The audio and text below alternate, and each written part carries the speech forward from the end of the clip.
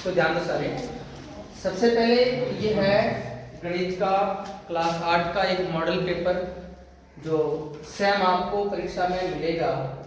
तो इसमें सबसे पहले कुछ ऑप्शनल प्रश्न आपके पास में होंगे और उसके बाद में कुछ निबंधात्मक प्रश्न होंगे, कुछ खाली जगह होगी और फिर निबंधात्मक प्रश्न भी देखने को मिलेंगे। सबसे पहला प्रश्न देखा जाए तो इसमें आपको दो भिन्नें दे रखी है और दो भिन्नों की क्या करनी है, जोड़ करनी है। तो इसमें पहली भिन्न है 1/4 प्लस 1/2। तो किसी भी दो भिन्नों को जोड़ने के लिए सबसे पहले क्या जाता है, हरों का लसक लिया जाता है। क्या लिया जाएगा, लसक।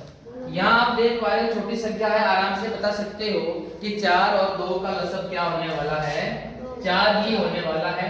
कैसे होने वाला है, सबसे पहले ये 4 ले लिया, 2 ले लिया, तो सबसे छोटी अभाज्य संख्या 2 का भाग देते हैं इसमें 2 बार और यहाँ 1 बार, दोबारा भाग देंगे ये 1 बार और ये 1 बार। इन दोनों का गुणा कर लिया जाएगा तो क्या आ जाएगा, 4। तो यहाँ पे दोनों भिन्नों का लसक आ जाता है 4।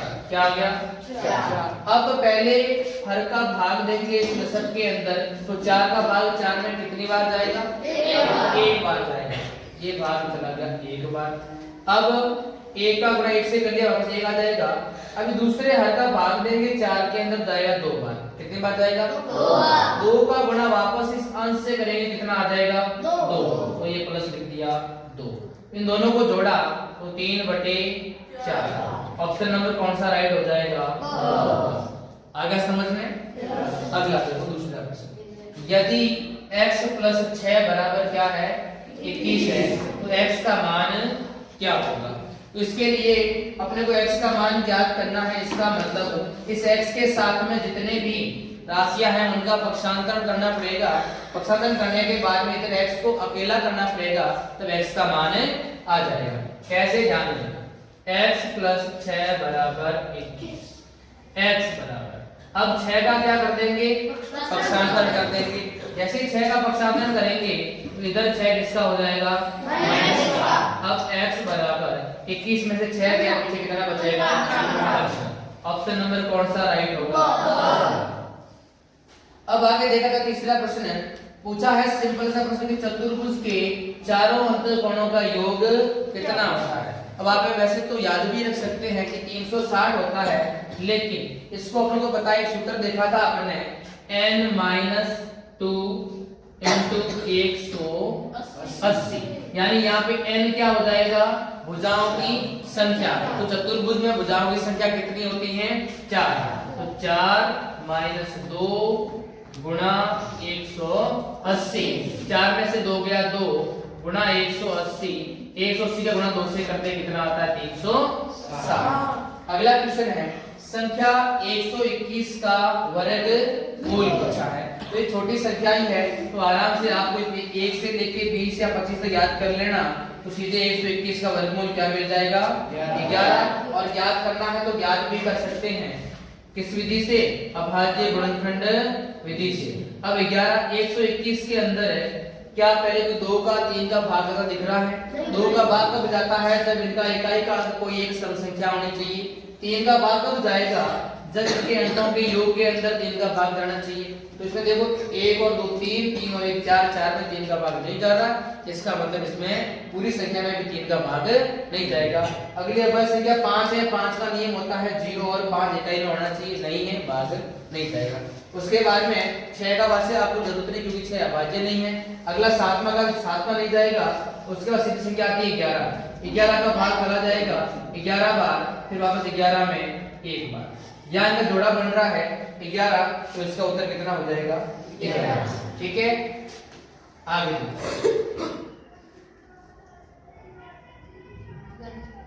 घनमूल है ना। अगला क्वेश्चन है कि संख्या 64 और इसका क्या पूछा है, घनमूल पूछा है जी। क्या हुआ, चौथा हो गया ना, 120 का वर्गमूल चौथा हो गया। अब देखो 5वें में 64 का क्या पूछा है, घनमूल पूछा है। ठीक है, तो घनमूल भी अभाज्य गुणनखंड विधि से ही ज्ञात कर सकते हैं। इसमें भी आपको क्या करना था, पहले अभाज्य गुणनखंड करने।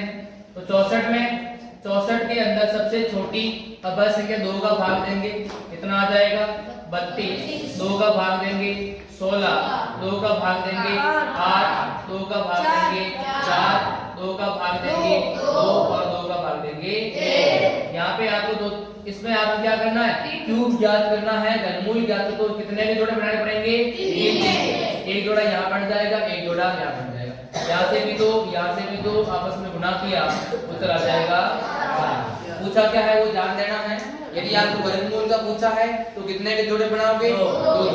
और घनमूल पूछा है कितने के जोड़े बनाओगे, 1। तो यह उत्तर इसका कितना आ जाएगा 4। ऑप्शन नंबर पहला ही सही है। अब अगला छठा प्रश्न, यदि x का 75% 300 है तो x का मान क्या होगा। यानी आपको यहाँ पे x दे रखा है, यानी जो कुल राशि है वो आपको दे नहीं रखी है, यानी किसका 75% कितना होगा, 300। तो उसके लिए अपन हमेशा करते थे कि का जहां भी आएगा वहां क्या लिखेंगे, गुणा लिखेंगे। तो x गुणा 75%, प्रतिशत 100 आ गया, बराबर आपको उत्तर दे रखा है 300 दे रखा है। अब क्या कर लेंगे, वज्र गुणा। क्या कर लेंगे, वज्र गुणा।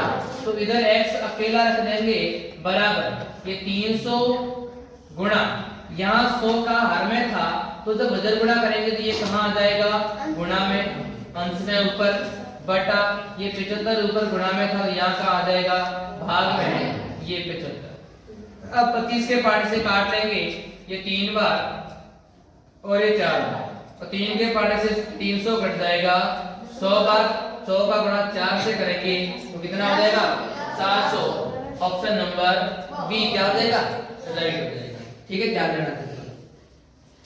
अगला 7वां प्रश्न, 7वें प्रश्न की ओर ध्यान दोगे तो 7वां प्रश्न कह रहा है 2x³ y² माइनस 5x की घात 6 की घात क्या है, की घात क्या है। अब घात क्या होती है, तो पूरे के पूरे बहुपद के अंदर जो अधिकतम घात दिखती है ना, वो इस पूरे बहुपद की घात होती है। यहाँ देख रहे हो घात कितनी है, 3, यहाँ कितनी है 2, यहाँ कितनी है 6, तो इस बहुपद की घात क्या हो जाएगी 6। Option number 2। फिर अगला 8 की घात 0 का मान क्या होगा।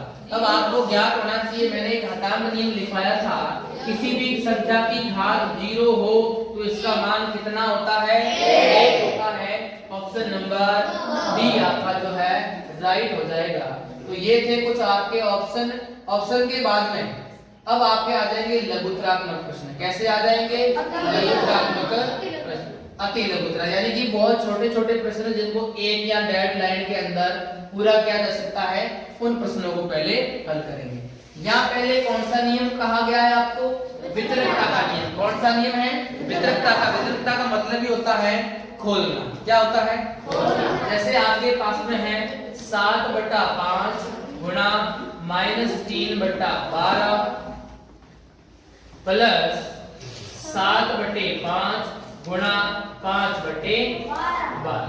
तो पहले क्या करेंगे, इस कोष्टक को हल करोगे, पहले इस कोष्टक को हल करोगे, उसके बाद में किसको कर दोगे, इस कोष्टक को हल कर दोगे। ऐसे भी कर सकते हैं। अब पहले इसको हल करोगे तो इसमें अंदर आप देख पा रहे दोनों के अंदर आधार दोनों में क्या क्या दे रखे हैं, 7। अब इसका अंदर देखा जाए, गुणा किया जाए तो 7 का -3 से, क्योंकि यहाँ बीच में क्या हो रहा है, गुणा।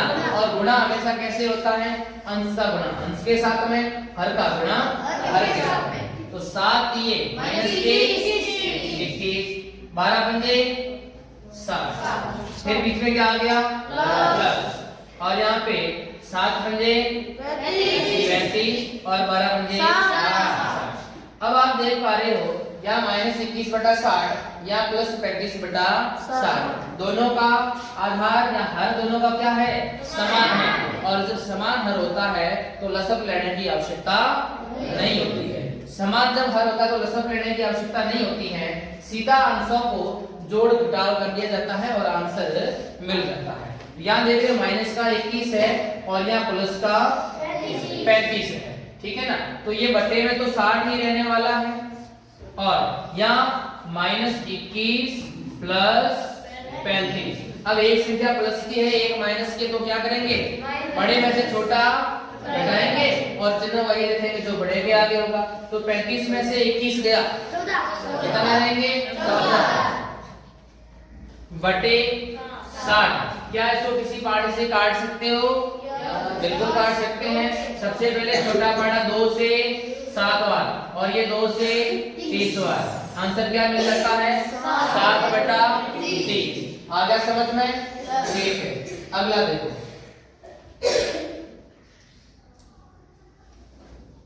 समीकरण 15 कोष्टक y minus 4 minus 2 कोष्टक y minus 9 plus 5 कोष्टक y plus 6 बराबर 0 को हल कीजिए। अब कभी भी समीकरण को हल करने का प्रश्न मिल रहा है, इसका मतलब प्रश्न अपने को ये कहना चाहता है कि इसमें जो चर दे रखा है, चर का क्या करो, मान करो, ठीक है। तो सबसे पहले इसको क्या करेंगे, छोटे छोटे पार्ट में इनको सॉल्व करो। पहले ये पार्ट सॉल्व करो, फिर ये सॉल्व करो, फिर ये सॉल्व करो, फिर इनके बीच में प्लस माइनस लगा कर उनको हल करो और ज्ञात करो।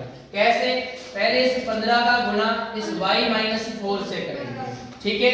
तो 15 का गुणा y से किया, क्या बनेगा, 15y, फिर माइनस ये माइनस 15 का 4 से 60, फिर माइनस इस माइनस 2 का गुणा y से, तो माइनस 2y, फिर माइनस 2 का गुणा माइनस 9 से प्लस के 18। कैसे, क्योंकि माइनस माइनस का गुणा करेंगे तो क्या हो जाएगा, प्लस 18, फिर वापस 5 का y से ये प्लस 5y और फिर 5 का 6 से 30।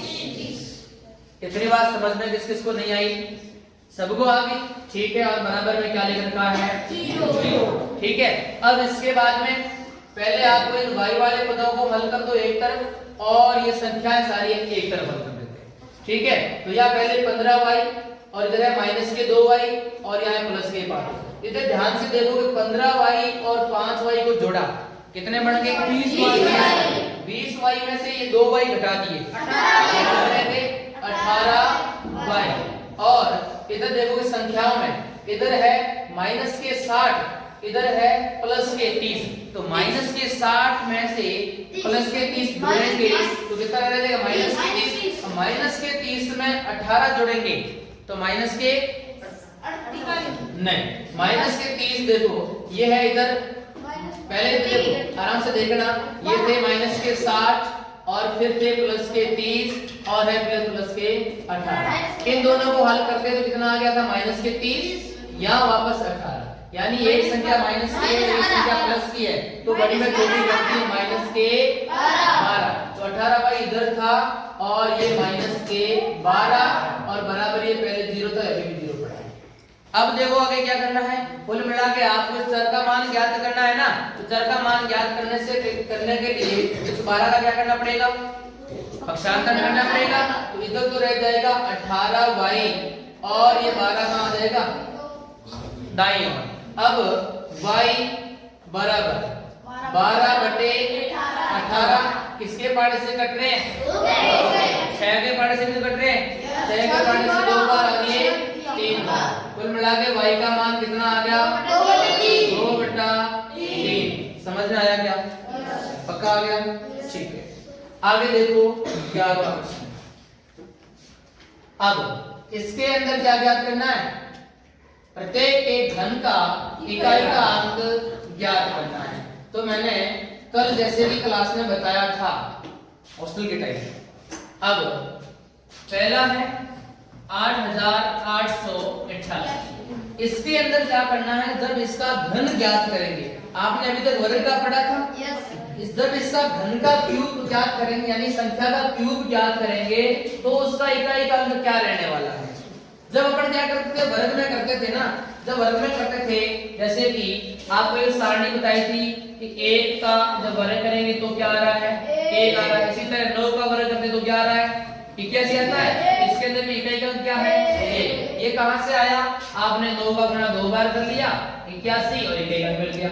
इसी तरीके से जब किसी का घन करते हैं उस सेम संख्या का गुणा कितनी बार होता है, 3 बार होता है। देखो तो पहले इकाई का अंक इधर 8 देते हैं, इसका 8 का गुणा 8 से करेंगे तो क्या मिलेगा, 64 मिलेगा। तो तो 64 के अंदर इकाई का अंक क्या है? 4 है। ये तो हमें 4 लेगा। अब इसके बाद इसका संख्या का वापस गुणा किससे करेंगे? 8 से करेंगे। यहाँ भी तो 8 से किया था तो 64 मिल गया था 4।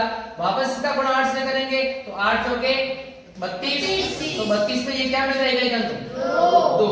तो कुल मिलाकर इस जब 8888 का क्यूब करेंगे तो इकाई का क्या मिलेगा? 2 मिलेगा। समझ में आ गया? इसी तरीके से इधर ध्यान दोगे, इधर क्या रखा है? 9। तो 9 का गुणा पहले 9 से करेंगे तो क्या आएगा? 81 यानी 1 आ गया। तो वापस 1 का गुणा 9 से करें तो क्या बन जाएगा? 9। तो जब 149 का क्यूब ज्ञात करेंगे तो इकाई का क्या मिलेगा? 9 मिलेगा। इसको दूसरे तरीके से और कैसे याद रख सकते हो? जैसे आपने 1 से लेके 9 तक यदि आपने संख्याओं के घन पढ़े हैं और आपको याद है तो भी आराम से कर सकते हो। जैसे कि 1 का क्यूब 1 होता है, 2 का क्यूब 8 होता है, 3 का क्यूब 27 होता है, 4 का क्यूब 64 होता है, 5 का 125, 6 का 216 और 7 का 343, 8 का 512 और 9 का 729 और 10 का।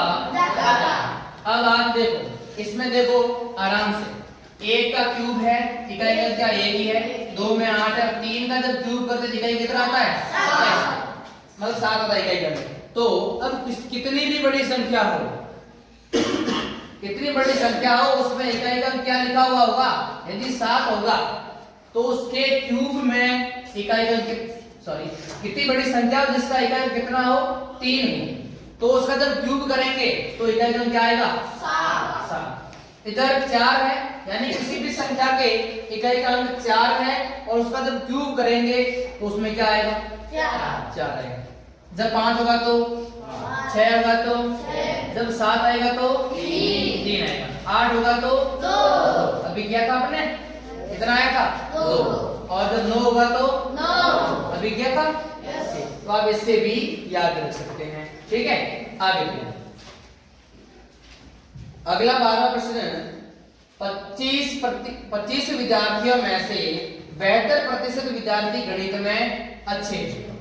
72% विद्यार्थी गणित में अच्छे, तो कितने विद्यार्थी गणित में अच्छे नहीं है?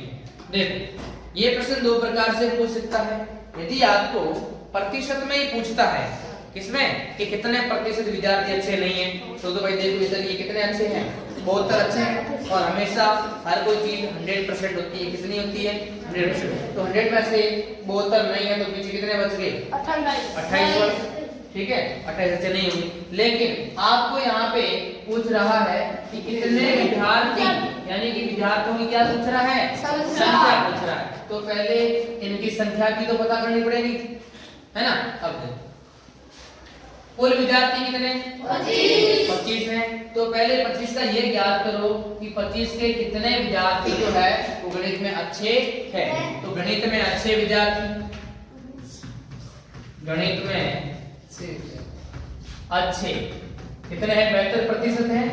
तो 25 का कितने प्रतिशत? 72%।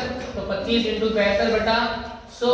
25 के पार्ट से एक बार और 100 कट जाएगा 4 बार और 4 के पार्ट से 72 कट जाएगा 18। यानी कि 25 में से 18 विद्यार्थी तो क्या है? गणित में अच्छे हैं। अब अच्छे कितने नहीं है? तो टोटल 25 थे, 18 गए, पीछे कितने बचे? 7 विद्यार्थी। तो 7 विद्यार्थी जो है वो गणित में अच्छे नहीं है। दूसरा इसका अलग तरीके से और कैसे ज्ञात कर सकते हैं? भाई आपने देखा कि 72% तो अच्छे हैं, तो पीछे कितने प्रतिशत बचे? 28% अच्छे नहीं है। तो आप 25 का 28% निकालते तो भी आपका उत्तर वही आता। 25 का 28% कैसे? तो 25 के पार्ट से एक बार, 100 कितनी बार? 4 बार, फिर 4 के पार्ट से 28 कितनी बार? 7 बार। कुल मिलाकर उत्तर कितने आ रहे? 7 विद्यार्थी गणित में अच्छे नहीं है। समझ में आ गया? किसी को कोई तकलीफ? ठीक, आगे देखिए। अब इसमें आपको बताना है कौन सा सत्य है और कौन सा असत्य है। ठीक है, क्योंकि ये सेम बोर्ड का पैटर्न रहने वाला है। तो इसको एक बार अच्छे से पढ़ लेना, मिला लेना, इसमें जरूर फिर बाद में और कर लेना। देखो अब सबसे पहला आपको एक घातांक नियम दिया। क्या दिया है? घातांक नियम। a की घात n भाग a की घात n। तो ये सीधा सा घातांक नियम है। अब आप सिर्फ हाथ खड़े करोगे ये सत्य है या असत्य है। ठीक है, पता होना, कितने लोगों को पता है? हाँ, इधर से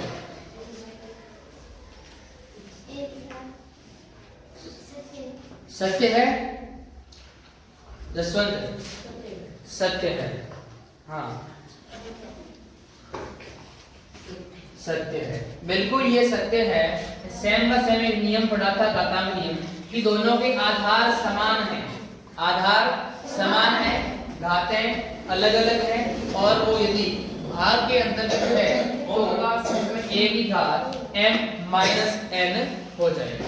ठीक है, इसी जगह यदि ये दोनों गुणा में होते, a की घात m गुणा a की घात n, तो क्या होता भाई? तो घातें जुड़ जाती, घातें जुड़ जाती, a की घात m प्लस n।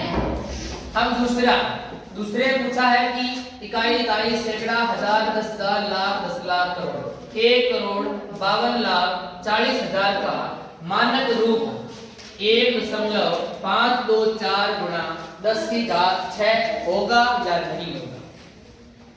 ठीक है, तो कभी भी किसी भी संख्या का मानक रूप निकालने के लिए अपन उसके आगे एक संख्या छोड़ देते हैं और वहां तक दशमलव ले आते हैं। अब देखा जाए तो इस संख्या के अंदर का दशमलव कहीं आपको नजर नहीं आ रहा, इसका मतलब दशमलव कहाँ है? सबसे लास्ट में ही है ना? तो आप कितने अंक आगे दशमलव को लेके आ रहे हो? 1 2 3 4 5 6 7, कितना आगे लेके आ रहे हो? 7 आगे लेके आ रहे हो। अब देखो छोटा सा उदाहरण दे रहा हूं, जैसे मैंने यहाँ लिखा 25, कितना लिखा? 25। इसको मानक रूप बदलना, यानी कि दशमलव सबसे लास्ट में है, दशमलव को मैं यहाँ लेके आ रहा, एक दशमलव इधर बुला रहा, तो यहाँ हो जाएगा 2.5 गुणा, अब किससे गुणा करूं? वापस 25 बन जाए 10। अब 10 को मैं 10 की घात 1 भी लिख सकता हूं। ठीक है, तो अब याद देखो, यहाँ मैंने कितने स्टेप इसको आगे लेके आया? 1 2 3 4 5 6 7, यानी इसको ऐसे लिखूंगा 1.524 गुणा 10 की घात, बताओ 6 होगी कि 7 होगी? 7 होगी, क्योंकि उसमें 7 स्टेप आगे लेकर आया हूं, तो यहाँ पे ये 7 हो जाएगी। इसका मतलब ये पद्धति कैसा हो जाएगा? असत्य हो जाएगा, ये सत्य नहीं।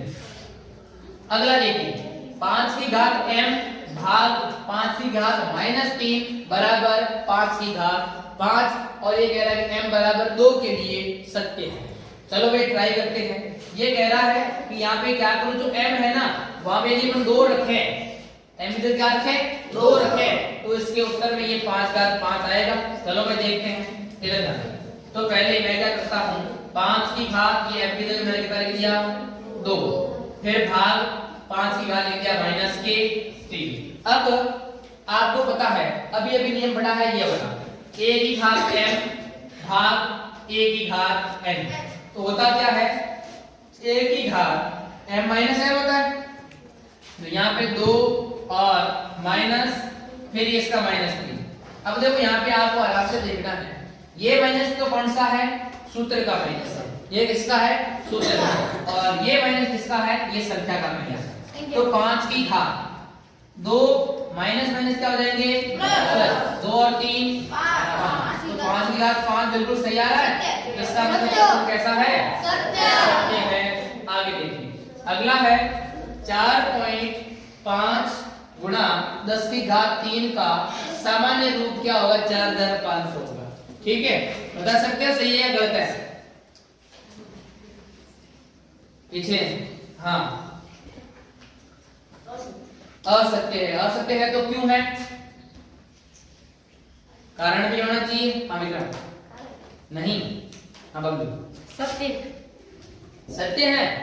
सत्य है तो क्यों है? क्योंकि यहाँ 10 की घात 3, इसलिए 3 स्टेप। सत्य है, बिल्कुल सत्य है, क्योंकि देखो यहाँ 4 इंटू 4.5 इंटू 10 की घात 3 लिख रही है। अब जब इसको सामान्य रूप में लेके आएंगे तो घात 3 का मतलब है इस दशमलव को 3 स्टेप इधर आगे बढ़ाना है। ये मतलब हुआ।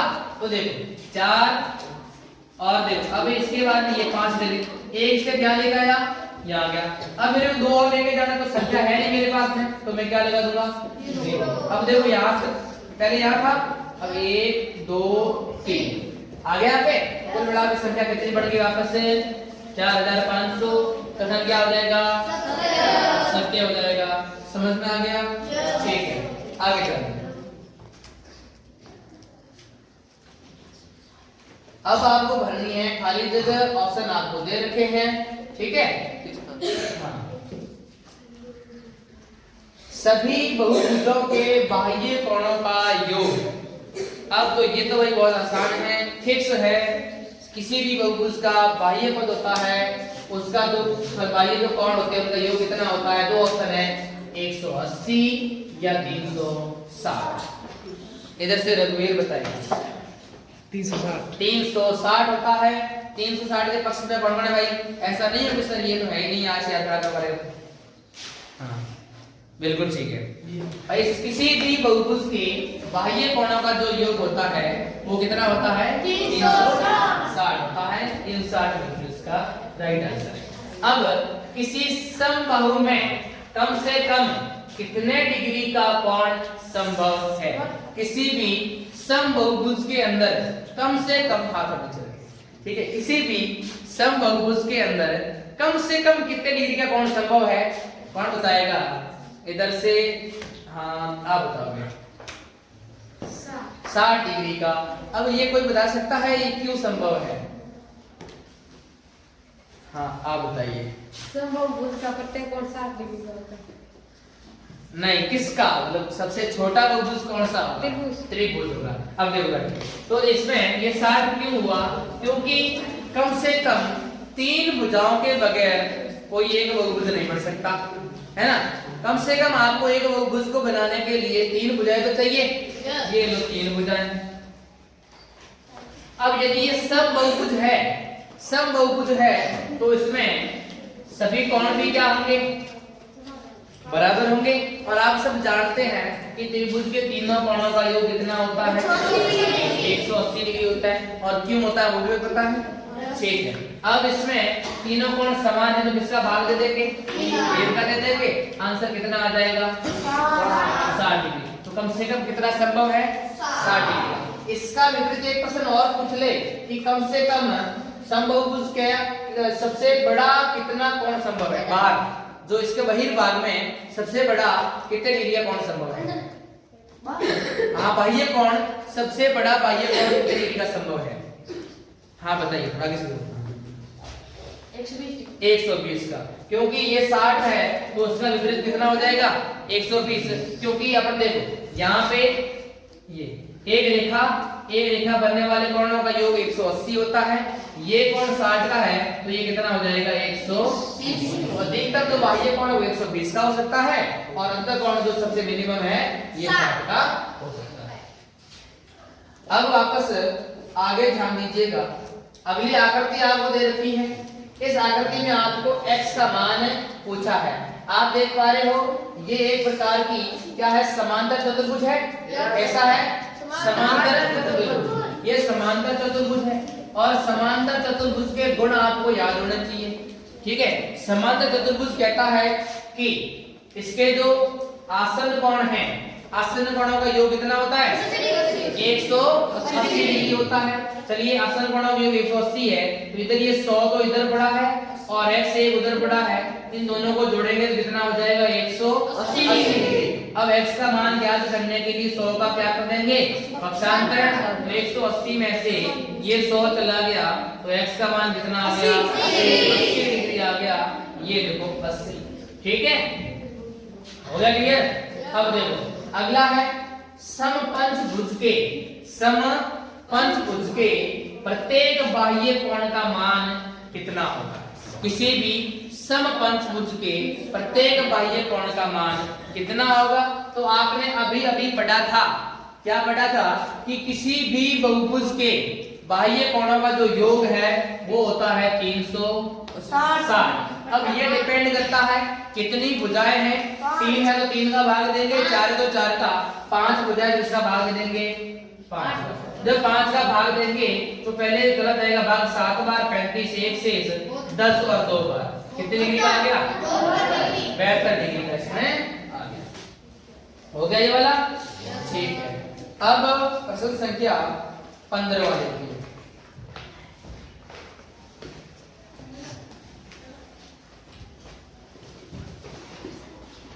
15वें प्रश्न के अंतर्गत आपको इधर कुछ पदों का गुणनफल दे रखा है, यानी उनका गुणा इधर बना रखा है, इधर इनका गुणनफल वगैरह सब का दे रखा है। अब आपको ये पता करना है कि कौन सा इसका होगा, ए और बी को आपस में मिलान करना है, ठीक है ना। तो सबसे पहला देखो, सबसे पहला है 4p * q + 2, ठीक है। इसका गुणा करना है इन दोनों का, तो गुणा कैसे करेंगे, सबसे पहले इस 4p का गुणा इस q से करेंगे, फिर b पर प्लस लगेगा, फिर 4p का गुणा 2 से करेंगे। तो पहले 4p का गुणा q से किया तो 4pq क्या आ रहा है 4pq। अब देखो ऐसा पहले किसमें है, तो ये तो 4pq इसमें पड़ा है, ठीक है। आगे और करते हैं, प्लस 4 का गुणा 2 से हो गया 8 और p का p, तो ये वाला कहां दिख रहा है, ये, यानी कि एक नंबर से कौन सा मिल जाएगा, चौथा मिल जाएगा। अब आप देखोगे दूसरे के अंदर क्या है, p² - 9 और गुणा है 4p, p² - 9 और गुणा किया है 4p से। अब पहले 4p और इधर p², तो 4p का गुणा p² से होगा। देखो आवाज लगा पहले, आवाज हाँ क्या हुआ, कुछ नहीं, ठीक है। देखो 4p का गुणा पहले p² से करेंगे, तो इसमें तो देखो कुछ संख्या है नहीं, तो संख्या 4 रहने वाली है, 4 और कहां है, ये पड़ा 4। p का p² से होगा तो pq आ जाएगा, बीच में माइनस है, ये माइनस, और 4p का गुणा 9 से, तो 4 × 36 और p का p, दूसरे का कौन सा हो जाएगा, तीसरा। अब अगला pq गुणा p - q, अब इसमें देखोगे तो p का गुणा पहले pq का गुणा p से करेंगे, तो क्या बन जाएगा p²q, ये पहला अपने ये पड़ा, और अब pq का गुणा -q से, तो -pq², ये, तो इसका ये हो जाएगा। बाकी एक ही बचा, इसको भी देख लेते हैं।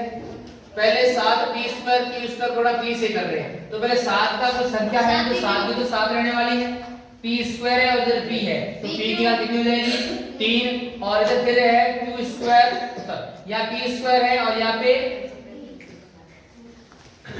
हाँ यहाँ पे पहले p² q² है, तो p² का तो हो जाएगा p से pq बढ़ जाएगा और स्क्वायर वाला स्क्वायर रहेगा।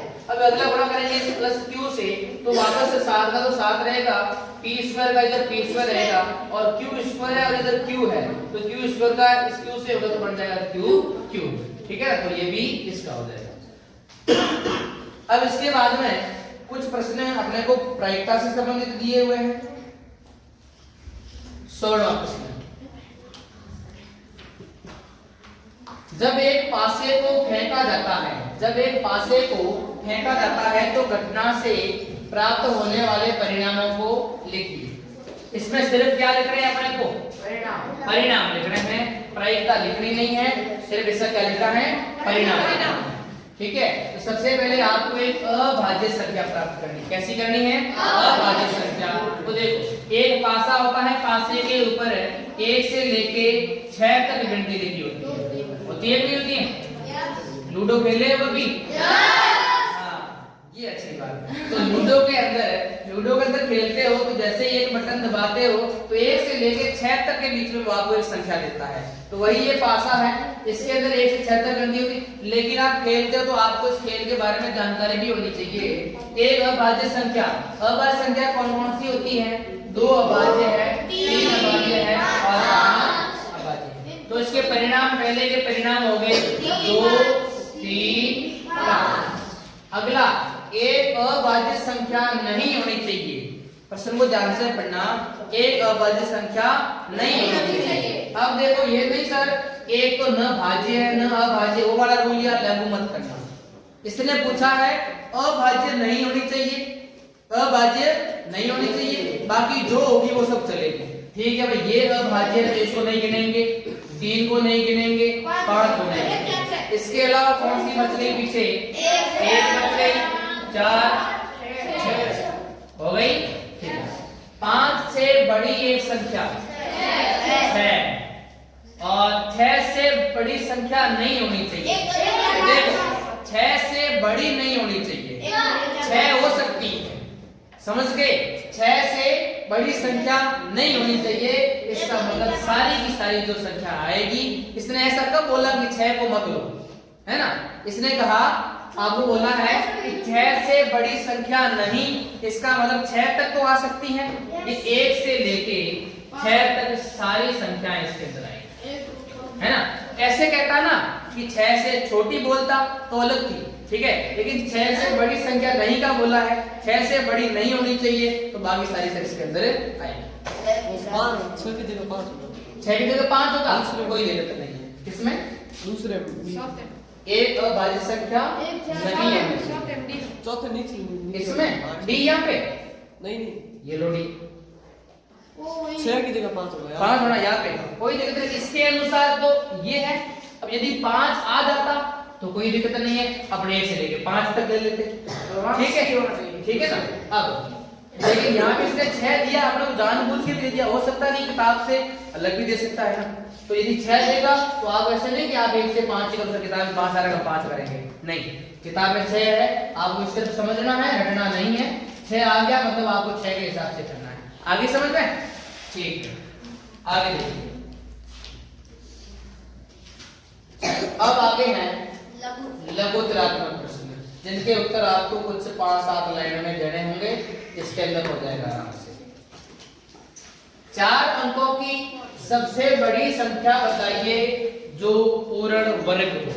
4 अंकों की सबसे बड़ी संख्या बताइए जो पूर्ण वर्ग हो। कैसे बताओगे? कैसे करोगे? पहले तो ये देखो, 4 अंकों की सबसे बड़ी संख्या होती कौन सी है? 9999। ठीक, अब इसका क्या करेंगे अपन? भाग विधि से वर्गमूल ज्ञात करेंगे। अब फिर इसके नजदीकी आपको संख्या मिल जाएगी, है ना? फिर उसमें से छोटे वाली संख्या का वर्गमूल ज्ञात, उसका वर्ग ज्ञात कर लेंगे, पता कर लेंगे इसकी सबसे बड़ी पूर्ण वर्ग कौन सी है। अब किसी भी संख्या का भाग विधि से वर्गमूल ज्ञात करने के लिए पहले क्या करते हैं? 2-2 के जोड़े बनाते हैं। उसके बाद में पहली संख्या देखते हैं ये किसके वर्ग के पास में आती है? 9 का वर्ग होता है। ये लो 9 का वर्ग, यहाँ पे कितना लिखेंगे? 9। अब यहाँ इन दोनों का क्या रख देंगे? गुणनफल। कितना हो जाएगा? 81। यहाँ इन दोनों की क्या हो जाएगी? जोड़। कितना बढ़ गया? 18। ठीक है, अब अपने को एक संख्या तो मिल गई यहाँ पे 9। अब यहाँ पे 99 में से 81 निकालेंगे, 9 में से 1 गया 8 और 9 में से 1 गया 8 गया 1, इधर पीछे 99। ठीक है, अब दूसरा, अब देखोगे, अब मैंने बताया था कि यहाँ पे मैं किससे गुणा करूं, जिसका जो संख्या यहाँ पे आएगी वो यहाँ भी आएगी, ठीक है ना? तो उसमें किस संख्या का गुणा किया जाए ताकि मैं इसके नजदीक पहुंच जाऊं। यहाँ 1 करोगे तो वापस यहाँ मुझे 1 से करना पड़ेगा, 181 है। इसमें आपको आइडिया से आप कर सकते हो 9 का करके देखते हैं तो कितना आता है? 9 में 81, 80 8 और 9 8 72 और 8 80 का 0, 80 ला गई 8, 9 का 9 और 8 17, कितनी आई है? 1701। ठीक है, अब यहाँ पे आप लिख दोगे 9 और ये 9 में से 1 गया तो कितना हो गया? 8, 9 में से 0 गया तो 9, 8 में 7 गया तो 1, इधर रह गया 0, यानी आपका शेषफल क्या आ गया? 118। ठीक है, अब ये कह रहा है कि संख्या तो सब देखोगे आप 99 के सबसे बड़ी 99 का वर्ग करोगे तो संख्या तो आपको मिल जाएगी, वो कितनी है? इस संख्या में से जब ये आप शेषफल घटा लोगे तो पीछे वो संख्या आ जाएगी जो आपको 4 अंकों की चाहिए। तो आप घटा लोगे 9999 माइनस 120, 98, 9 में से 8 गया 1, 9 में से 9 गया 0, 9 में से 1 गया 8, इधर आ गया, यानी कि 9801 सबसे बड़ी 4 अंकों की संख्या है जो पूर्ण वर्ग है। पूर्ण वर्ग है, नहीं जाने को ना, पूर्ण वर्ग है, ठीक है। तो ये संख्या कौन सी है? 9801। उसके लिए सबसे पहले क्या किया? इसका भाग विधि से वर्गमूल ज्ञात किया। तो वर्गमूल में आपको एक पूर्ण संख्या यहाँ पे प्राप्त हो जाती है, फिर इसका जो वर्ग है वही आपकी सबसे बड़ी संख्या है। समझ में आ गया?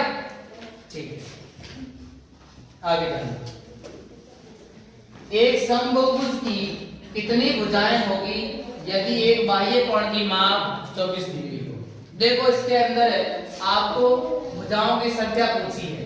आपको कहा गया है किसी भी यदि एक बाह्य कोण की माप कितनी है? 24 डिग्री है और वो कैसा बहुभुज है? समबाहुभुज है। और आप इतना जानते हो किसी भी बहुभुज के बाह्य कोणों का जो योग होता है 360 डिग्री होता है। अब 360 में आपको यदि भुजाओं की संख्या चाहिए तो इसमें समान कोण का भाग दे दो, और आपको यदि इसमें कोण की माप चाहिए तो भुजाएं दे रखी होगी, भुजाओं का भाग दे दो। तो जब इसके अंदर आप 24 का भाग दे दोगे, ठीक है, तो अपना क्या आ जाएगी? वो संख्या आ जाएगी जितना इसके अंदर भुजाएं है। तो 24 का भाग दो कितनी बार जाएगा? पहले चला जाएगा एक बार जाएगा, तो शेष बचेंगे कितने? 12। शेष 12 के पीछे आ जाएगा 0, 120 और 24 का भाग 120 में 5। तो कुल मिला के आपकी ये जो बहुभुज है वो 15 भुजाओं वाला समबाहुभुज है। कितनी भुजाओं वाला? 15 भुजाओं वाला। बिल्कुल आसान है, थोड़ा सा आपको इसमें लिखना होगा कि वो आपको सूत्र लिखना है कि भुजाओं की संख्या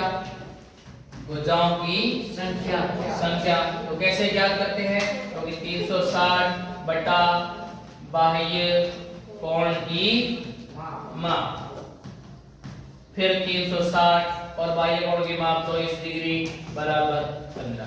ठीक है, आ गया समझ में? कर लोगे? वेरी गुड, आगे ध्यान दो। अब ये प्रश्न आपको मिल गया है बटा और प्रतिशत का। 15,000 अंकित मूल्य है। 15,000 अंकित मूल्य वाली एक मेज जो है आपको 14,400 रुपए में उपलब्ध है। तो इसमें पहले तो बटा कितना है और फिर बटा प्रतिशत कितना है।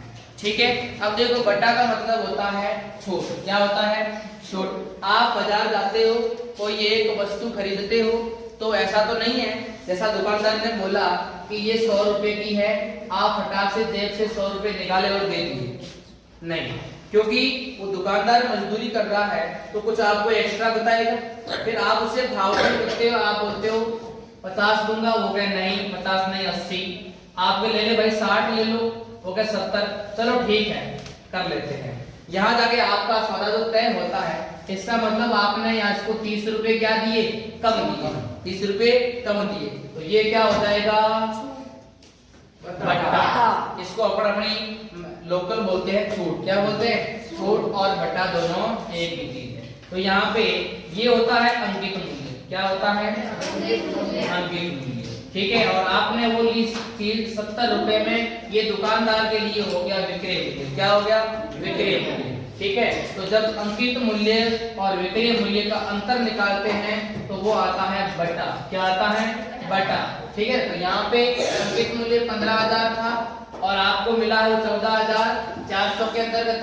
तो क्या करेंगे? सबसे पहले अंकित मूल्य में से घटा देंगे। क्या आपको इसका जो विक्रय मूल्य है ये घटाएंगे तो आपके बटा आ जाएगा। बटा बराबर अंकित मूल्य माइनस विक्रय मूल्य। तो इधर 15,000 माइनस 14,400 कितने रह गए? 600 रुपए। अब 600 रुपए तो रह गए, ये तो हो गया बटा। लेकिन यहाँ क्या पूछा है? बटा प्रतिशत, यानी कि यदि ये वस्तु 100 रुपए की होती तो कितनी छूट मिलती। ये पूछा है ना, प्रतिशत का मतलब यही होता है, क्या होता है कि 100 पे आपको कितनी छूट मिल रही है, किसके ऊपर 100 पे, ठीक है। तो यहाँ देखो आपको 600 की छूट मिली है, यहाँ लिख देते हैं कि बटा प्रतिशत, बटा प्रतिशत। तो देखो बटा बटे अंकित मूल्य गुणा 100, यानी छूट मिली किसके ऊपर मिली, 15,000 पे छूट मिली। आपको चाहिए 100 पे चाहिए, ये लो 100 पे, आया समझ में। अब इन 2 जीरो से ये 2 जीरो कट जाएंगे, 1 से ये कट जाएगा, 15 के पार्ट से 60 कट जाएगा, 4 बार यानी 4%, यानी हर 100 रुपए पे आपको 4-4 रुपए की छूट मिली है, ठीक है ना। यदि ये वस्तु 100 की होती तो आपको कितने पड़ती, 80 नहीं नहीं नहीं, अरे 4 की छूट मिली है तो 100 की वस्तु 4 में, हाँ कितने में 96। आवाज में समझ में आया आपको, ठीक है ध्यान, ये समझ है, ये समझ में नहीं आया कोई दिक्कत नहीं है, दोबारा करते हैं, ठीक है ध्यान देना वापस। सबसे पहले बटा ज्ञात करना है, बटा ज्ञात करने का मतलब है अंकित मूल्य में से विक्रय मूल्य घटाओ। तो 15,000 में से 14,400 घटाए तो बच गए 600, ये 600 तो आ गया अपना बटा, क्या आ गया बटा। अब चाहिए बटा प्रतिशत, यानी कि बटा प्रतिशत, यानी 100 के ऊपर कितना बटा मिला, 100 के ऊपर कितनी छूट मिली। तो 100 के ऊपर निकालने के लिए ये 600 किसके ऊपर मिली थी, 15,000 पे मिली थी, अपने को कितने पे चाहिए, 100 पे चाहिए। 2 जीरो से 2 जीरो, 1 जीरो से 1 जीरो, 15 का भाग 60 में 4%। समझ में आया क्या, बस ये इतना ही करना, समझ आ गया, ठीक है आगे बढ़ते हैं। अब आगे, यदि लाल रंग के पदार्थ के एक भाग के लिए 75 ml क्या लिया जाता है, मूल मिश्रण किया जाता है, तो मूल मिश्रण के 1800 ml में हमें कितना लाल रंग मिलाना होगा। अब बताओ ये प्रश्न कहां से उठाया गया है, किताब से उठाया गया, बहुत अच्छी बात है। और हाँ, ये प्रश्न समानुपात का प्रश्न है। अब इसमें देखिए सीधा है कि विपरीत है, समानुपात कैसा है, ये कह रहा है एक भाग लोगे तो मूल मिश्रण कितना होगा, 75। इधर आपका मूल मिश्रण दे रखा है और आपको क्या चाहिए, लाल रंग का भाग चाहिए, ठीक है। तो यह अनुपात सीधा है, इधर 1 लोगे इधर 75, या इधर जैसे 2 होगा इधर 150 हो जाएंगे, ऐसे करके इधर तो 1800 पूरा हो रहा है, इधर आपको तो लाल रंग का भाग आपको पता करना है, ठीक है। देखो इसके लिए सीधे समानुपात में क्या करते हैं, एक इधर 75, एक में कितना है, यानी कि 75 के अंदर कितना लेना आपको, 1 भाग लेना है। इधर आपको कितना लेना है वो तो पता नहीं, लेकिन टोटल जो है वो कितना दे रखा है, 1800 ml दे रखा है, ठीक। अब इस x की वैल्यू ज्ञात कर लोगे तो आपका जो लाल रंग का कितना मिश्रण मिलाना है वो आ जाएगा। x की वैल्यू ज्ञात करने के लिए 1800 को क्या कर देंगे, इधर क्या कर लेंगे, इधर 1 गुना 1800 बटे 75 बराबर x, ठीक है। अब 25 के पार्ट से काट लें, 25 के पार्ट से ये 3 बार, 1800 कितनी बार कटेगा, सीधा कैसे काटोगे, क्योंकि 100 कितनी बार कटता है, 4 बार कटता है, तो ये 1800 है, 18 बटा 4 कर लो, कितनी बार कटेगा, 4 चढ़के 72, कितनी बार 72 बार। अब 72 वापस 3 से कट रहा है, कितनी बार कटेगा, 24 बार कटेगा, ये 24 ये 72, तो कुल मिलाकर x का मान कितना आ जाएगा, 24 ml। यानी आपको 1800 ml मूल मिश्रण लेना है तो उसके अंदर 24 ml क्या लेना पड़ेगा, लाल भाग लेना पड़ेगा। आ गया समझ में, यस सर।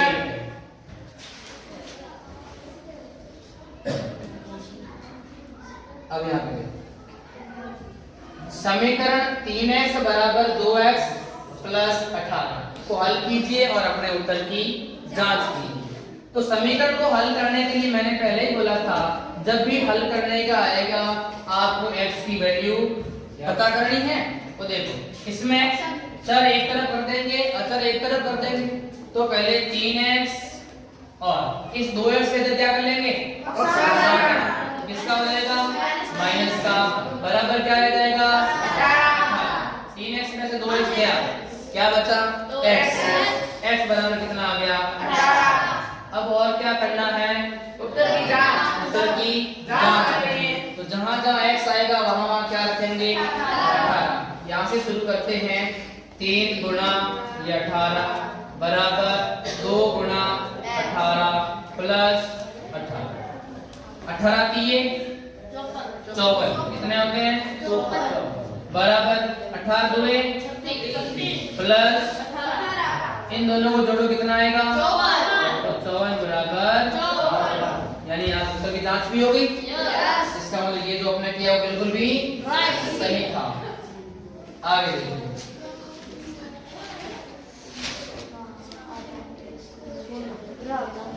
आवाज नहीं। अब देखो दिए गए आंकड़े जो है, इन आंकड़ों के लिए आपको क्या खींचना है, पाई चार्ट खींचना है। यानी आपके जो टोटल 24 घंटे हैं उन घंटों का यहाँ पे विभाजन कर रखा है। क्या कर रखा है, विभाजन कर रखा है। अब उसमें 8 घंटे के लिए क्या करते हो आप, नींद लेते हो, बिल्कुल सही है, नींद लेते हो 8 घंटे।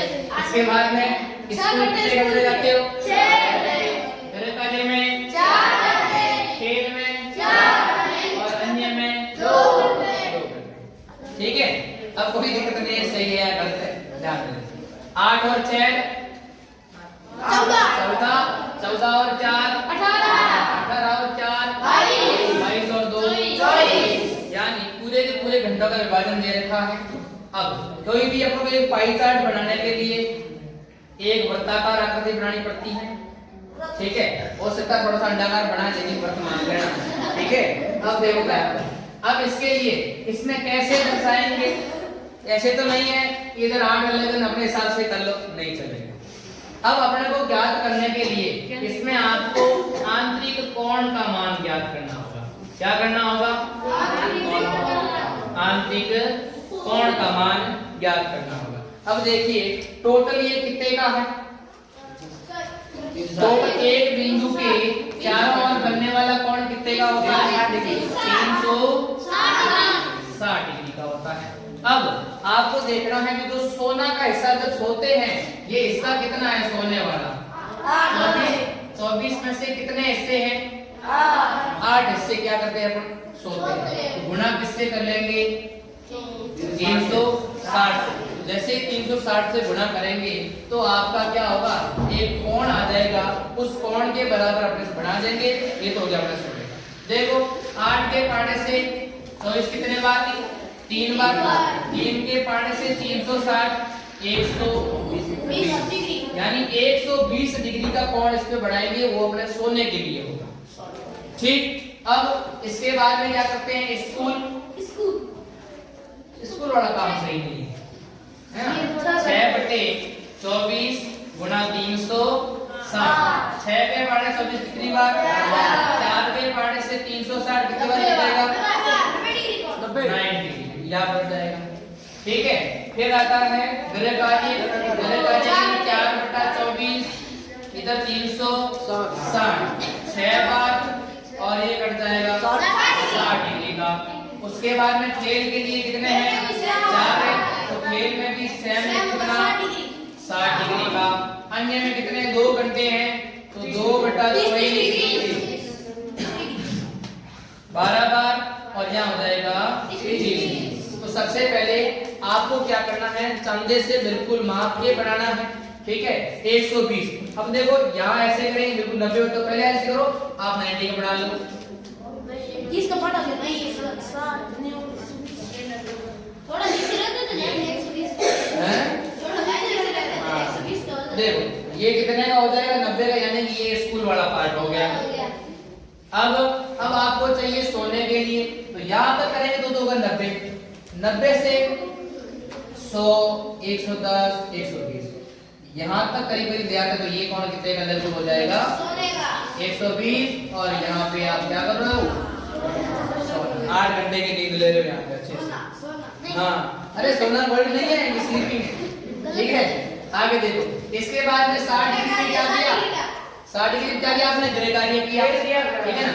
तो लगभग यहाँ तक ये आ जाएगा आपका 60 डिग्री का गृह कार्य, एक और बना दो 60, ठीक है, ये गृह कार्य। फिर एक और 60 डिग्री का ये आ जाएगा खेल, और यहाँ आपने ये 30 डिग्री का था ना, 30 डिग्री में आप अन्य कार्य किए थे, ठीक है। ये बिल्कुल आप चंदे की सहायता से अच्छे से बढ़ाओगे, यहाँ रखोगे और बिल्कुल ये 90 का कौन बढ़ाओगे, फिर यहाँ रखोगे चंदा और ऊपर से गिनना शुरू करोगे, 120 आएगा, ऐसे बढ़ाओगे, फिर 60 और ये भी 60 और ये कुल मिलाकर इसमें ये महत्वपूर्ण है। आपको जो इसमें ज्ञात किए थे आंतरिक कोण जो इसके ज्ञात किए हैं ये आपको ज्ञात होने चाहिए, बाद में बाकी मटेरियल हो जाएगा। आगे बढ़ते हैं, अब आ जाते हैं आपके निबंधात्मक प्रश्न, ठीक है। छोटा क्या हुआ, छोटा करते हैं, क्या छोटा करें भाई, नहीं पेपर छोटा क्यों करें, पेपर तो बड़ा ही रखेंगे, ठीक है। जानो अब सबसे पहले इन व्यंजकों को क्या करना है, आपको गुणनखंड करना है। क्या करना है, गुणनखंड। इस पेपर के माध्यम से आपकी पूरी किताब का रिवीजन हो रहा है।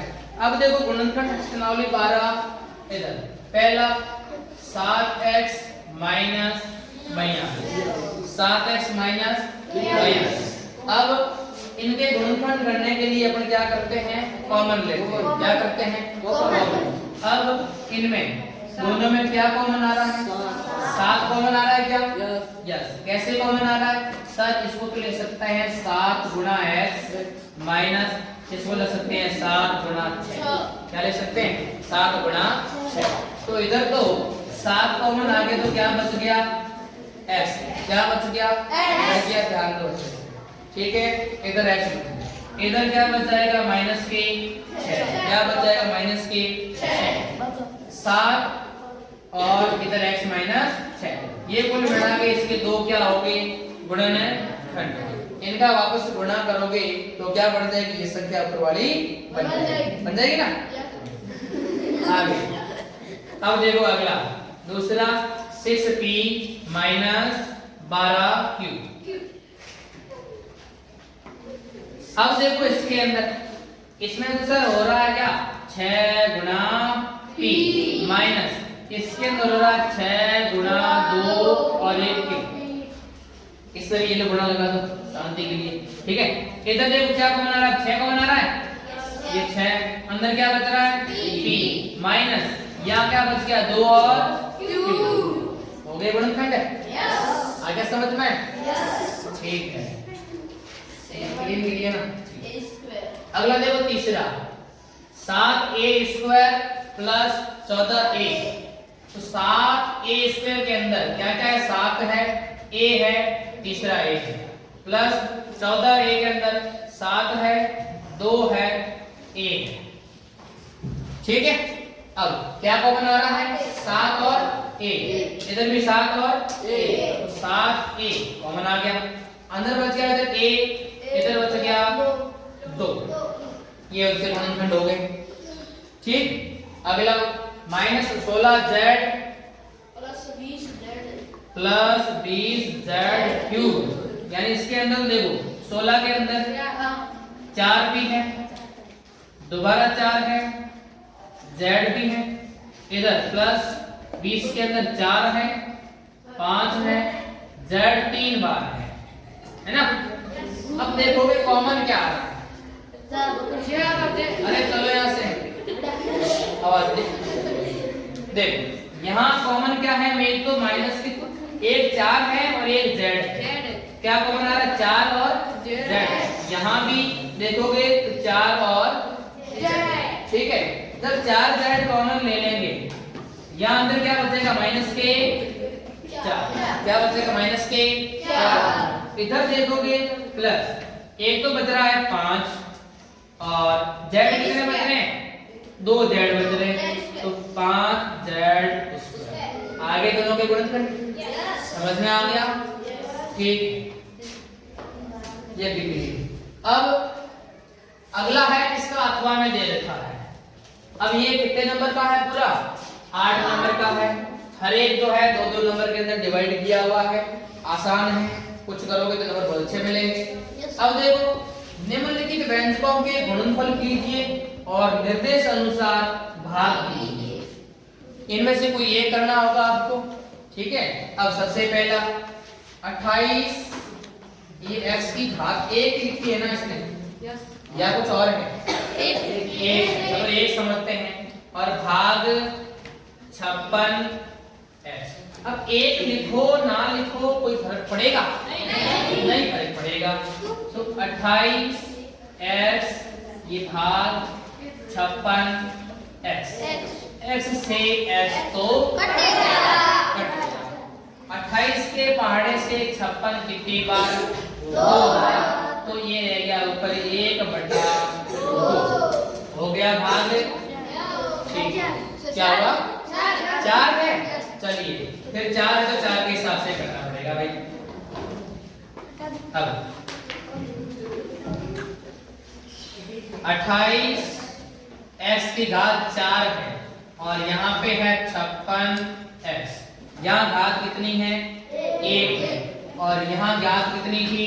4। 28 के पहाड़े से 56 तो 2 बार ही कटेगा अभी भी, लेकिन यहाँ घात 4 है और यहाँ घात 1 है।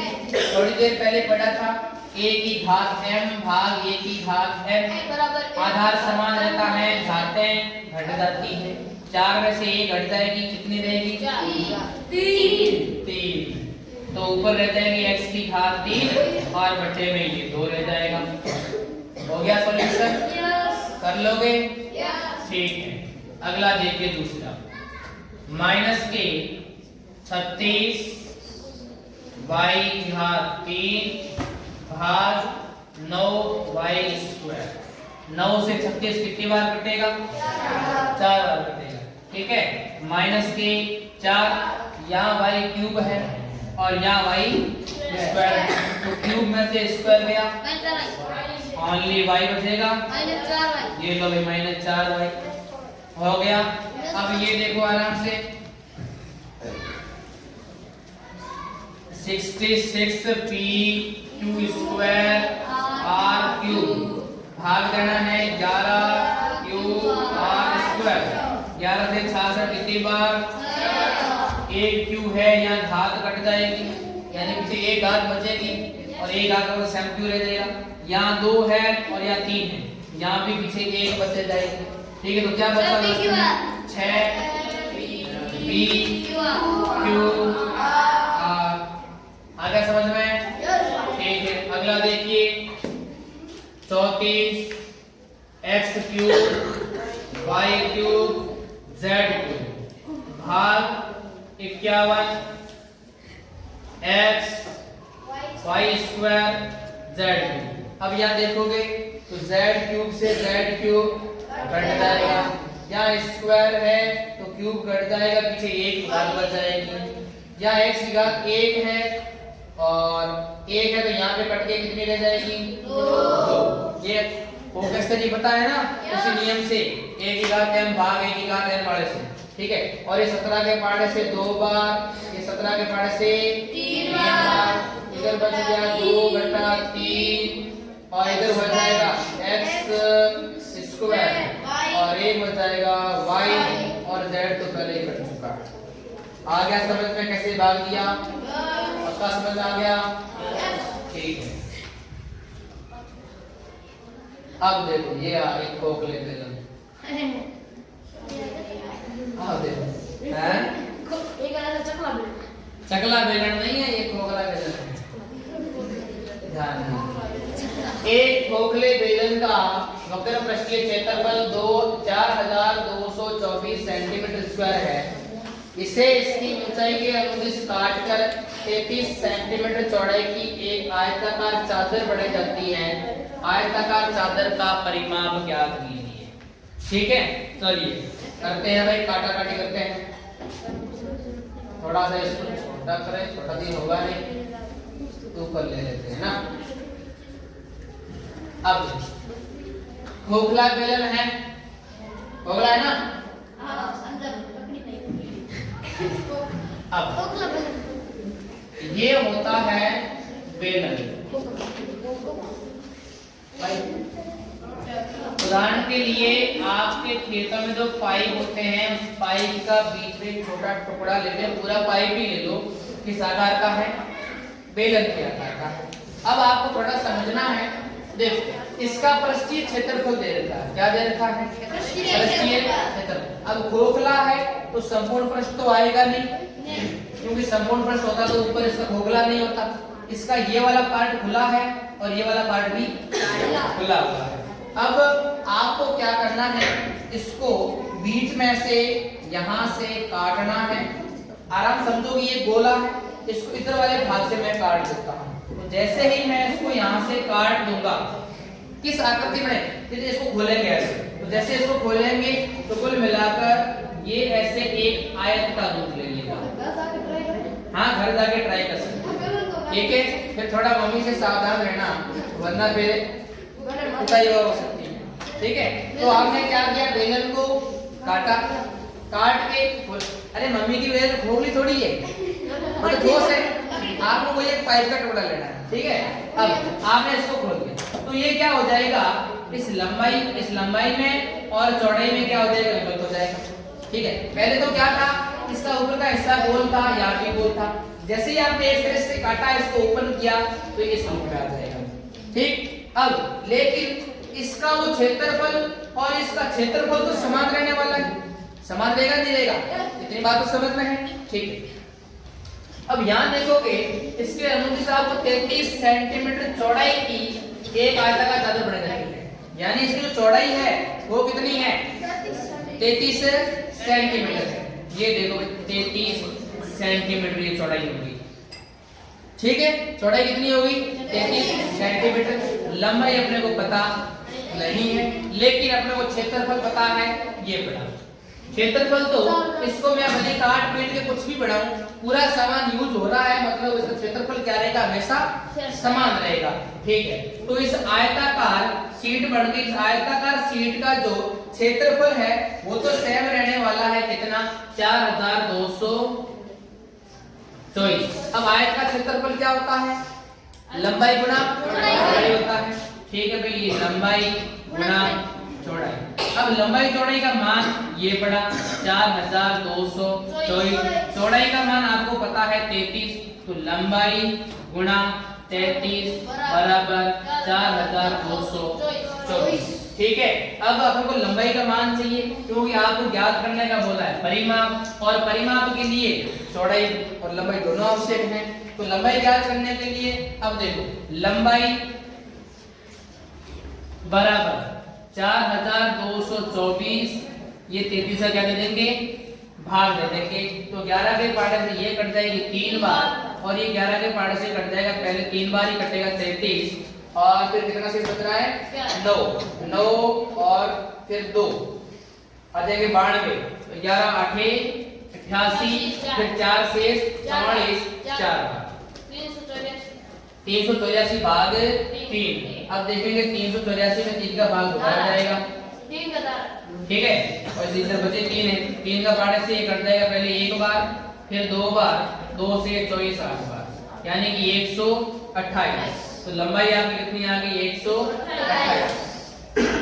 अब लंबाई 128 है, चौड़ाई 33 है, तो क्या करेंगे, अपना परिमाप ज्ञात करेंगे, और आयत का परिमाप क्या होता है, 2 गुना लंबाई प्लस चौड़ाई, 2 गुना लंबाई कितनी है 128, चौड़ाई कितनी है 33, कितनी है 33। इन दोनों को जोड़ेंगे तो हो जाएगा 8 और 3 11 का 1 हासिल 1, 2 और 1 3 और 3 6 और 161 गुणा कर लेंगे 2 से, ठीक है, 2 का 1 से गुणा किया 2, 2 का 6 से 12 का 2 हासिल 1, 2 1 9 1 322 इकाई का है सेंटीमीटर।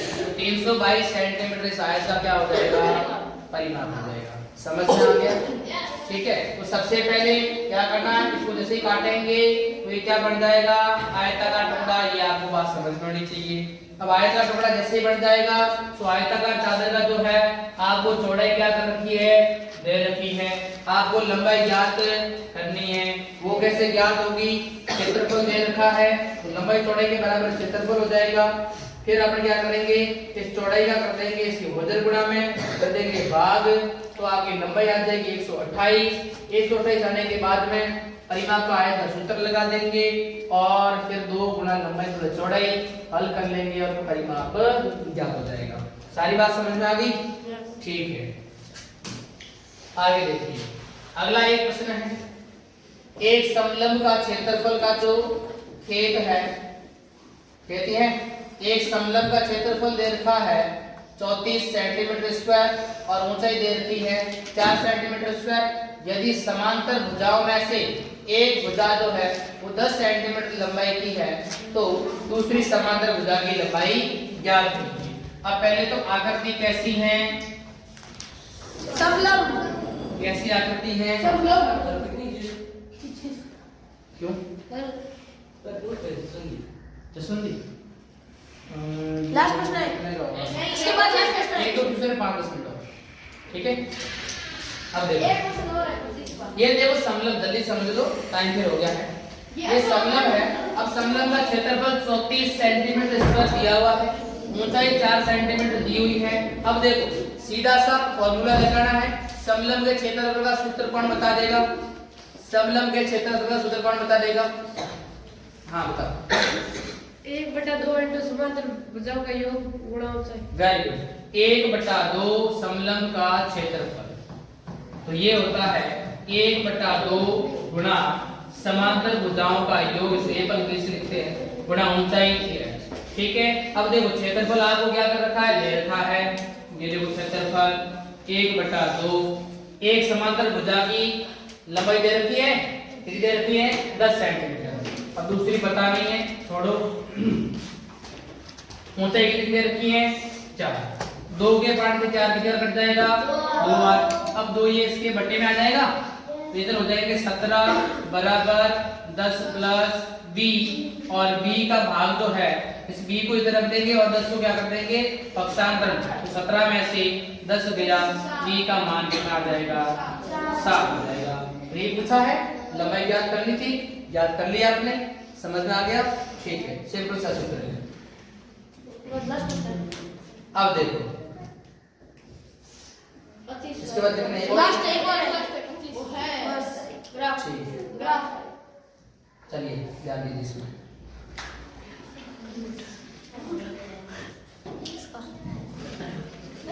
अब इसमें आपको एक ऐसे बेलन की ऊंचाई ज्ञात कीजिए जिसका आयतन 1.54 मीटर क्यूब और आधार का व्यास जो है 140 सेंटीमीटर है। देखो जल्दी से बता रहा हूं, आपको इसमें चाहिए बेलन की ऊंचाई चाहिए। क्या चाहिए? बेलन की ऊंचाई चाहिए। तो बेलन की ऊंचाई चाहिए और आयतन का मान दे रखा है। बेलन के आयतन का सूत्र कौन बता देगा? बेलन के आयतन का सूत्र कौन बता देगा? हाँ बताइए। पाई आर स्क्वायर। Very good. बेलन का आयतन होता है, बेलन का आयतन पाई आर स्क्वायर एच, और इसका मान दे रखा है 1.54 मीटर क्यूब। ठीक है। अब 1.54 मीटर क्यूब। अब इधर पहले ध्यान दोगे तो व्यास कितना दे रखा है? 140 सेंटीमीटर। तो पहले लेकिन यहाँ कहीं किसमें है? मीटर में। तो पहले उसको भी किसमें बदलेंगे?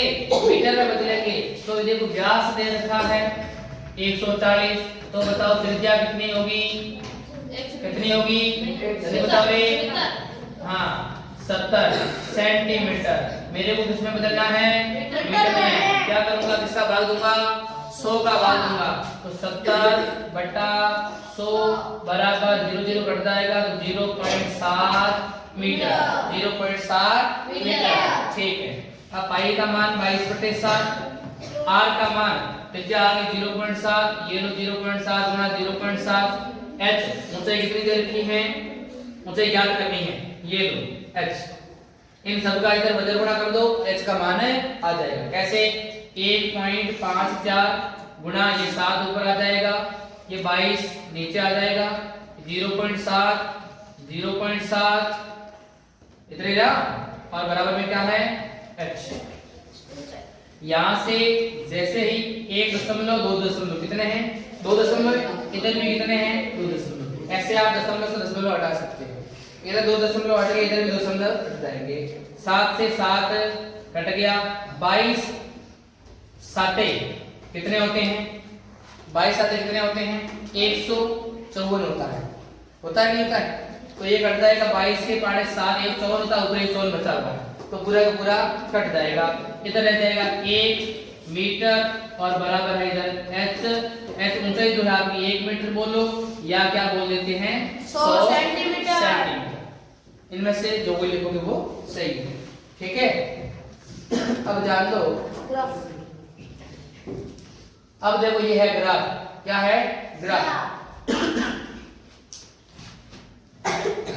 तो पहले इसमें एक ग्राफ खींचना है, फिर कुछ प्रश्नों के उत्तर देने हैं।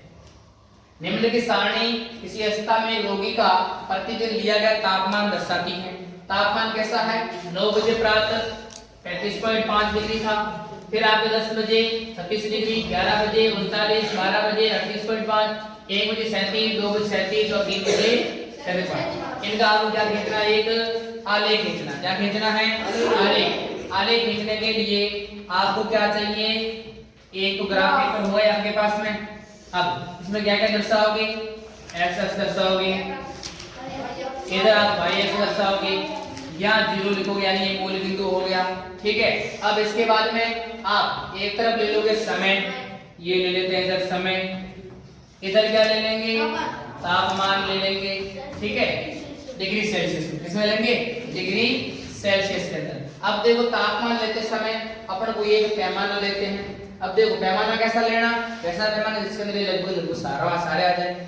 अपन क्या करते हैं ऐसे करते हैं 31 32 33 34 एक एक ले लेते हैं, लेकिन ऐसा तो नहीं है कि इधर से शुरू करेंगे 31 तक जाएंगे, नहीं। उसके लिए एक ऑप्शन होता है, क्या होता है उसे बोलते हैं इस प्रकार का, आपने चिन्ह देखा होगा, इसको बोलते हैं किंक बोला जाता है या निकुंज बोलते हैं। क्या बोलते हैं निकुंज या बोलते हैं इंग्लिश में किंक, ठीक है। अब देखो इसका मतलब ये हो गया 1 से लेके 31 तक के या अपन कितने भी लेंगे इसके बाद शुरू करेंगे। उसके पहले वाले सारे इसके अंदर है, बाकी इसके बाद में। तो अपन शुरू कर देते हैं 35 से, है ना। 35 से पहले अपने से कोई है नहीं, तो सबसे पहले लेते हैं 35, फिर 36 37 38 ये 39 है, ठीक है। अब सबसे पहले इधर लेते हैं समय 9 बजे 10 बजे 11 12 1 2 3। अब 9 बजे तापमान क्या था बताइए कितना है 35.5 डिग्री है, तो 35 और 36 के बीच में आएगा। देखो 9 इधर लेना, इधर ये अपने बिंदु ले लिया, कितने बजे का 9। अब 10 बजे का कितना है 36 डिग्री है, इधर 10 बजे है, इधर ये 36 डिग्री हो गया। फिर 11 बजे कितना है 39, यानी कि सबसे हाईएस्ट 11 बजे गया था, ये हो गया 39। उसके बाद 12 बजे 38.5 यानी से थोड़ा सा नीचे, ये 8.5 यानी यहाँ से देखना 8.5।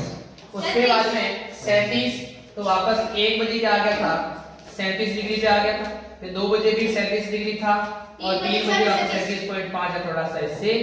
अब इनको क्या कर देना है मिला देना है, ठीक है। तो ये बन जाएगा आपका आलेख, स्केल से बिल्कुल आपको सीधा सही से बनाना है।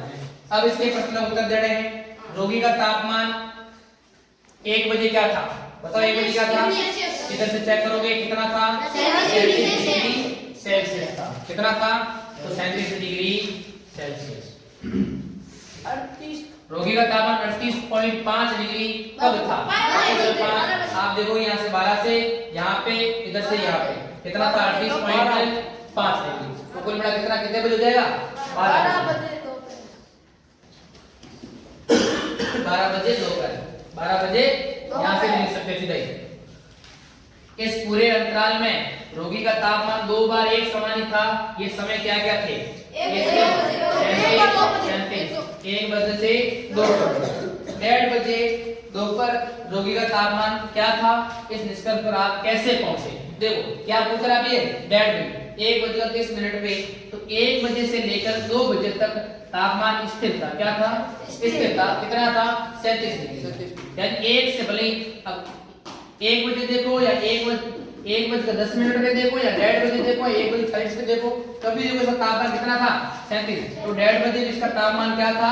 37 डिग्री। और निष्कर्ष अपन लिख सकते हैं कि 1 बजे से लेके 2 बजे तक तापमान 37 डिग्री था, इसलिए 1:30 बजे भी कितना होगा? 37 ही होगा। और क्या पूछा है? किन अंतरालों में रोगी का तापमान बढ़ने का रुझान दर्शाता है? देखो कहां का तापमान बढ़ा है, आप ऐसे देख लो। पहले देखो 9 से 10 तक बढ़ा था, इसके बाद 10 से 11 तक बढ़ा था, फिर वापस यहाँ घटा था, और फिर अब यहाँ 2 से लेकर 3 बजे तक बढ़ा था। तो ये 3 इसके ऊपर हो जाएंगे, यहाँ तापमान बढ़ा था। अब अगला ये कर लोगे?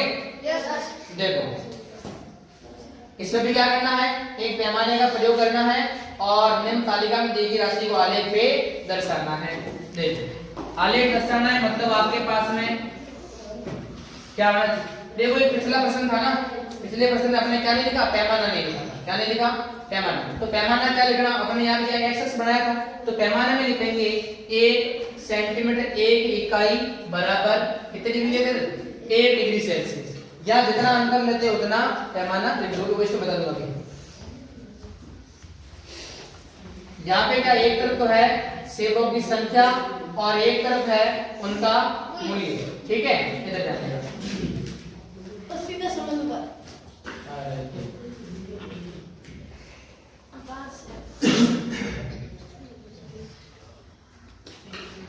ये हो जाएगा yx और ये हो जाएगा x। यहाँ लिख देना है x, यहाँ लिख देना y और यहाँ g। एक तरफ ले लेंगे सेबों की संख्या, एक तरफ ले लेंगे मूल्य। या सेबों की संख्या ले लेते हैं 1 2 3 4 5, या मूल्य ले लेते हैं 5 10 15 20 25। अब देखो यहाँ अंतराल समान होना बहुत जरूरी है। यहाँ तो वैसे ही समान दिया हुआ था तो अपने क्या क्या सेम ले दिया, समान अंतराल नहीं था। कोई 4 15 12 13 अलग दिए होते तो भी अपन तो यहाँ दिए और पैमाना दे ही लेते सेम। ठीक है, अब देखो एक सेब है तो मूल्य कितना है? 5। 2 है तो 10। 3 है तो 15। 4 है तो 20 और 5 है तो 25। कुल मिला के क्या आ रही है? एक सीधा आलेख आ रहा है। ठीक है, अब देखो यदि सेबों की संख्या 8 हो तो उनका मूल्य क्या होगा? सेबों की संख्या कितनी हो रही है? 8। अब देखो यहाँ पे एक समानुपात भी आ रहा है ना, तो इसके बाद में समानुपात कह रहा है यदि सेबों की संख्या 8 हो तो मूल्य ज्ञात कीजिए। तो जैसे किसी एक को ले लो कि जब इनका 5 थी सेब है तो मूल्य कितना था? 25। अब सेबों की संख्या कितनी हो चुकी है? 8। मूल्य पता है क्या? नहीं। तो इसको क्या कर देंगे? ऊपर भेज देंगे, यानी इनका वजन गुणा कर लेंगे। इधर आ गया x बराबर इधर 8 बटा ये आ जाएगा इधर बटे में 5 और ऊपर ये क्या कर जाएगा? 25। 5 के पाड़े से 25, 5 बार 8 पंजे 40। तो जब सेबों की संख्या 8 थी इसका मूल्य कितना होगा? 40। अब ₹50 में कितने सेब आएंगे? पैसे दे रखे हैं, पैसे तो वापस समानुपात आ रहा है कि भाई जब अपने पास में 25 जब अपने पास में 5 सेब थे तो पैसे कितने लग रहे थे? लेकिन अब आपने को सेबों की संख्या पता नहीं है लेकिन पैसे पता है कितने? 50। अब कर देंगे 50 को ऊपर भेज दो और इसका वजन गुणा कर दो। x का मान आ जाएगा 5 गुना 50 बटा 25 बराबर x। तो 25 के पाड़े 50 दो बार कट जाएगा, 5 दूनी 10। तो कितना मान आ जाएगा? 10। या कितनी संख्या हो जाएगी? ठीक है, आगे समझ रहे हैं? Very good. अब और क्या पूछा है? कुछ नहीं है। कुछ नहीं, समझ में आ गया? ठीक है, तो अब क्या करोगे? इसको मिला दोगे एक बार अच्छे से, कर लोगे? ठीक है, चलो फिर चलते हैं।